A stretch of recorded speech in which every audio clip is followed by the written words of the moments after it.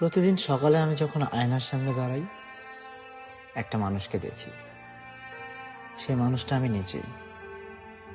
কিন্তু আশ্চর্যের কথা হলো, আমি তাকেই সবচেয়ে বেশি ঠকিয়েছি। হাজারো সিদ্ধান্ত যা আমার নিজের ছিল না, আমি জোর করেই তার উপর চাপিয়ে দিয়েছি।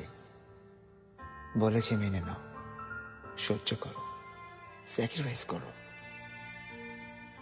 অনেক সময় তাকিয়ে দেখেছি আপাতে তাকে, অসহায় দৃষ্টিতে আমার দিকে তাকাতে, অথচ আমি একবারও থামিনি, তার চোখের ভাষা বুঝিনি।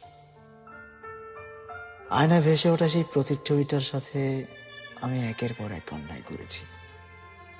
কিন্তু আশ্চর্য, আমার কোনো দুঃখ নেই। কারণ আমি দুঃখকে দুঃখ বলি না, আমি তাকে বলি আমার করা ভুল। হ্যাঁ, আমার প্রতিটা ভুল।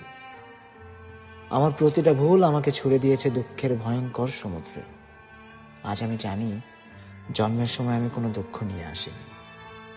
এই দুঃখগুলো সবই আমার কর্মফল।